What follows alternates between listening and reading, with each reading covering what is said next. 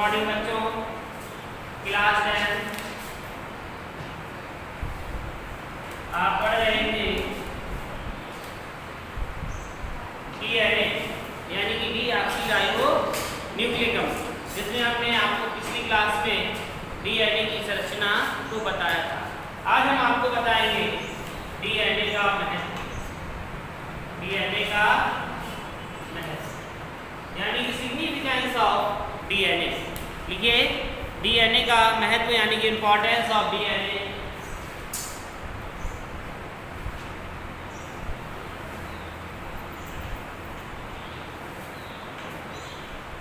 Importance of DNA यानी कि DNA का महत्व क्या है, ये किस लिए हमारे लिए लाभदायक है, कोई कारण तो होगा। इसका महत्व क्या है हमारे शरीर में, तो नंबर 1 लिखेंगे डीएनए एक अनुवांशिक पदार्थ है। अनुवांशिक जानते ही हैं कि एक पीढ़ी से दूसरी पीढ़ी में पहुंचता है, ठीक है। डीएनए एक अनुवांशिक पदार्थ है जो सजीवों में अनुवांशिक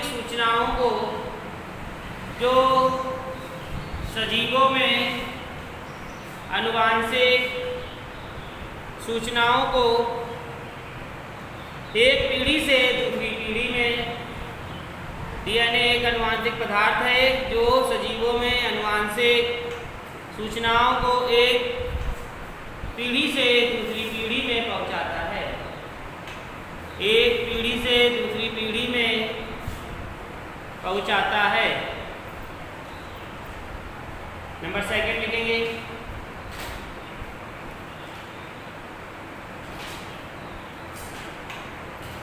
डीएनए कोशिका की सभी उपापचयी, डीएनए कोशिका की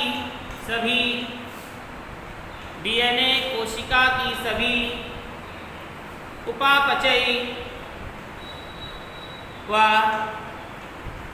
अन्य जैविक क्रियाओं का नियंत्रण करता है। तो डीएनए जो होता है क्या करता है, डीएनए कोशिका की सभी उपापचयी व अन्य जैविक क्रियाओं का नियंत्रण करता है। जैसे देखिए डीएनए हमारे शरीर में है और हमारे शरीर में कैसी क्रियाएं हो रही हैं, जैविक क्रियाएं हो रही हैं, तो उन सबका नियंत्रण कौन कर रहा है, डीएनए कर रहा है, ठीक है। नंबर 3 लिखेंगे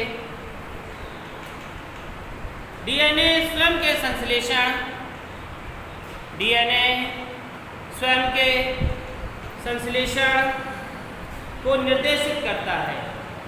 डीएनए स्वयं के संश्लेषण को निर्देशित करता है यानी कि स्वयं का निर्देशन क्या है, जो अपने आप से स्वयं आत्म डिपेंड हो जाए, है ना, उसको क्या करता है, निर्देशित कि हमें ये करना है कि नहीं। हमने खुद अपना निर्देश दिया कि हमें ये करना है, नहीं करना है, तो कोई तुम्हारे तरीके से चलता है, जाओ स्कूल चले जाओ, आ जाओ, बैठ जाओ, खड़े हो जाओ, तो ये अपने आप के हम स्वयं ऑर्डर खुद देते हैं, तो अपने आप को स्वयं निर्देशित करते हैं। अगला पॉइंट निर्देशित करता है, इसे डीएनए प्रतिकृतिकरण, इसे डीएनए प्रतिकृतिकरण या ग्रिफिथ का लिपिकरण कहते हैं। इसे डीएनए का प्रतिकृतिकरण या ग्रिफिथ का लिपिकरण कहते हैं।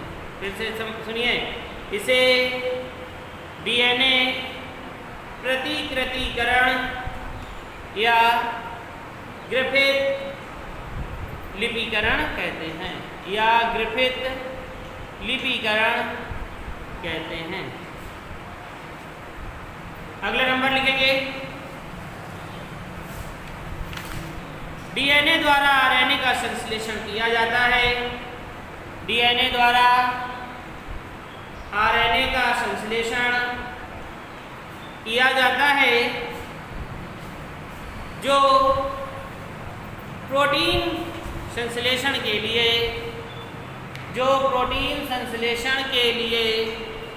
आवश्यक होता है, जो प्रोटीन संश्लेषण के लिए आवश्यक होता है इस प्रक्रम को अनुलेखन कहते हैं। इस प्रक्रम को अनुलेखन कहते हैं। ठीक है, लिख लिए। तो ये थे किसके? डीएनए के महत्व। ये थे आपके डीएनए के महत्व। तो इसी के साथ ये आपका जो डीएनए है वह भी कंप्लीट हो गया। अब हेडिंग डालेंगे आरएनए। आरएनए जिसे हम क्या कहेंगे? राइबोन्यूक्लिक। राइबोन्यूक्लिक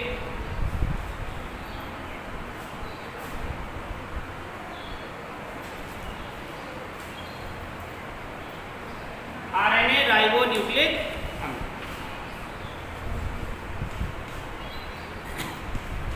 जिसे हम कहते हैं राइबोन्यूक्लिक एसिड। लिखिए। अब देखो ये जो आरएनए है ये किससे बना है? ये डीएनए से ही बना है आरएनए भी, है ना। पर डी हट गया, राइबोन्यूक्लिक अम्ल बचा है, उसमें डीऑक्सी था। तो लिखिए इसका निर्माण यानी कि आरएनए का निर्माण, आरएनए का निर्माण डीएनए से होता है। आरएनए का निर्माण डीएनए से होता है। यह भी पॉलीन्यूक्लियोटाइड्स, यह भी पॉलीन्यूक्लियोटाइड्स श्रृंखला से बना होता है। यह भी पॉलीन्यूक्लियोटाइड श्रृंखला से बना होता है, जिसका निर्माण हजारों न्यूक्लियोटाइड से होता है। जिसका निर्माण हजारों न्यूक्लियोटाइड से होता है। जिसका निर्माण हजारों न्यूक्लियोटाइड्स से होता है। आरएनए का न्यूक्लियोटाइड भी, आरएनए का न्यूक्लियोटाइड भी डीएनए जैसा ही होता है। आरएनए का न्यूक्लियोटाइड्स भी डीएनए जैसा होता है, लेकिन यह निम्न बातों में भिन्न होता है। लेकिन यह निम्न बातों में भिन्न होता है। अब देखो बच्चों, यहाँ पर जो बताया गया क्या कि जो ये किससे बना है? डीएनए से बना। लेकिन जो इसमें पॉलीन्यूक्लियोटाइड्स है, यानी कि आपका डीएनए जो बना था किससे बना था? पॉलीन्यूक्लियोटाइड से। और आरएनए भी बना है किससे? पॉलीन्यूक्लियोटाइड से। और जिसका निर्माण किससे होता है? हजारों न्यूक्लियोटाइड से होता है। और इसका जो आरएनए है, जो न्यूक्लियोटाइड्स है, वह कैसा होता है? डीएनए जैसा ही होता है। लेकिन फिर भी यह क्या होता है? बहुत सी चीज़ों में अलग होता है। लिखिए नंबर 1, इसमें उपस्थित शर्करा, इसमें उपस्थित शर्करा राइबोस होती है। इसमें उपस्थित शर्करा राइबोस होती है। इसमें उपस्थित शर्करा राइबोस होती है। डीऑक्सीराइबोस नहीं। इसमें उपस्थित शर्करा राइबोस होती है, डीऑक्सीराइबोस नहीं। डीऑक्सीराइबोस नहीं।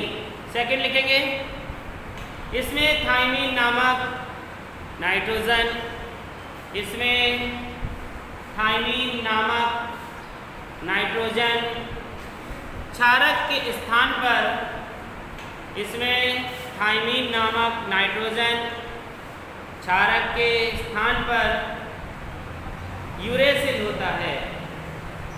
क्षारक के स्थान पर यूरेसिल होता है।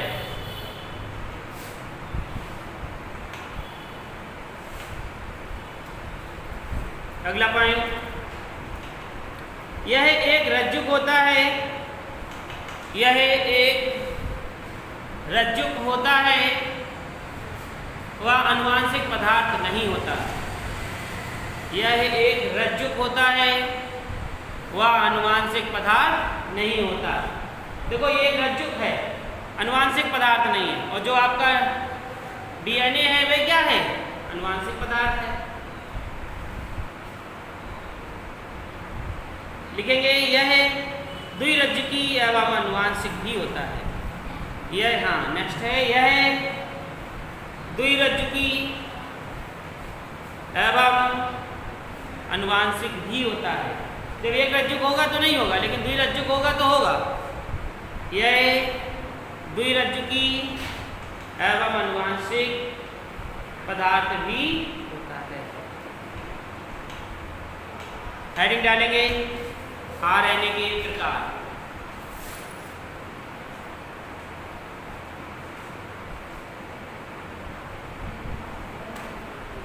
आरएनए के प्रकार, ठीक है। आरएनए के प्रकार में लिखेंगे ये 3 प्रकार के होते हैं। आरएनए 3 प्रकार के होते हैं। Number 1 ribosomal RNA. Number 1 ribosomal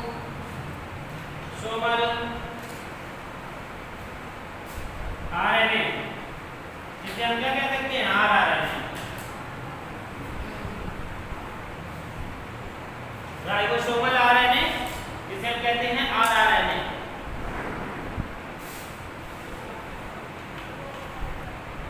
इसमें लिखेंगे यह आरएनए का 80% होता है, यह आरएनए का 80% होता है तथा यह राइबोसोम में पाया जाता है। यह आरएनए का 80% होता है तथा यह राइबोसोम में पाया जाता है तथा यह राइबोसोम में पाया जाता है। यह प्रोटीन संश्लेषण हेतु स्थल प्रदान करते हैं। यह प्रोटीन संश्लेषण हेतु स्थल प्रदान करते हैं। दूसरी हेडिंग डालेंगे स्थानांतरण आरएनए। स्थानांतरण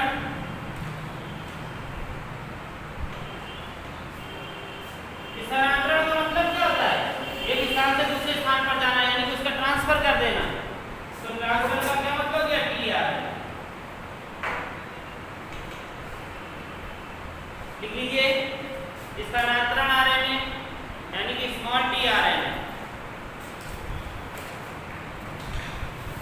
लिखेंगे।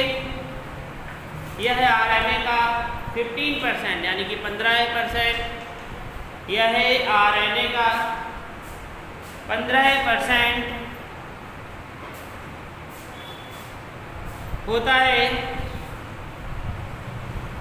15% होता है। इसका मुख्य कार्य अनुवादन प्रक्रम में, इसका मुख्य कार्य अनुवादन प्रक्रम में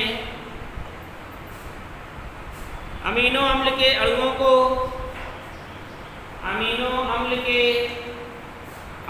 पकड़कर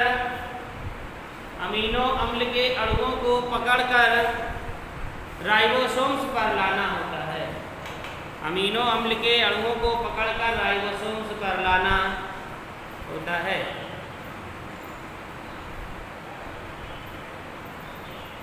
अब देखिए ऐसे क्यों कहा गया ट्रांसफर, स्थानांतरण? क्योंकि इसका मुख्य कार्य क्या है? अनुवादन प्रक्रम में अमीनो अम्ल के अणुओं को पकड़ता है और उसे किस पर लाता है? राइबोसोम पर। तो वहां से ये यहाँ पर आ जाते, इसीलिए इसे क्या कहते हैं? Transfer RNA. ठीक है। अगली हेडिंग डालेंगे संदेश वाहक आरएनए। संदेश वाहक आरएनए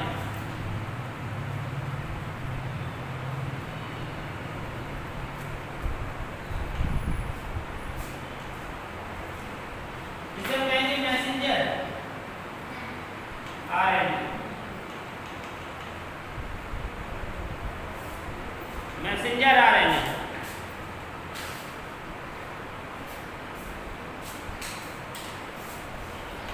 इसमें लिखेंगे ये राइबोसोम की सतह पर, ये राइबोसोम्स की सतह पर प्रोटीन संश्लेषण में सहायता करते हैं।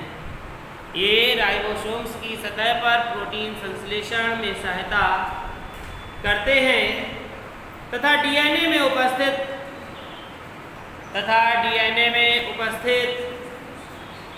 आनुवांशिक संदेशों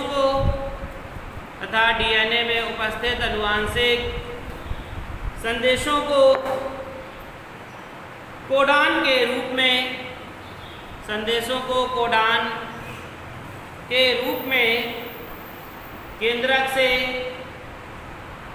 केंद्रक से कोशिका द्रव्य में पहुंचाते हैं। ये राइबोसोम्स की सतह पर प्रोटीन संश्लेषण में सहायता करते हैं तथा डीएनए में उपस्थित आनुवांशिक संदेशों को कोडान के रूप में केंद्रक से कोशिका द्रव्य में पहुंचाते हैं। तो देखिए, केंद्रक से कोशिका द्रव्य में क्या पहुंचाई? तुम्हारी सूचना, संदेश पहुंचाया। कहाँ पहुंचा दिया? आनुवांशिक संदेशों को कोडान के रूप में केंद्रक से कोशिका द्रव्य में पहुंचाते हैं। आपके नीचे क्या कर रहा है? कोई कीड़ा काट रहा है, आपको संदेश पहुंचा कहाँ पर? मस्तिष्क में। मस्तिष्क ने आदेश किसको दिए? हाथ को, पैर को, या जो भी क्रिया करनी हो। तो देखिए, तुरंत क्रिया हुई, मैसेज पहुंचा तुरंत। तो यही क्रिया सब किसके द्वारा हो रही है? आरएनए के द्वारा। तो ये आज इतना कंप्लीट हुआ। कल हम आपको इन दोनों में अंतर बताएंगे कि डीएनए तथा आरएनए में अंतर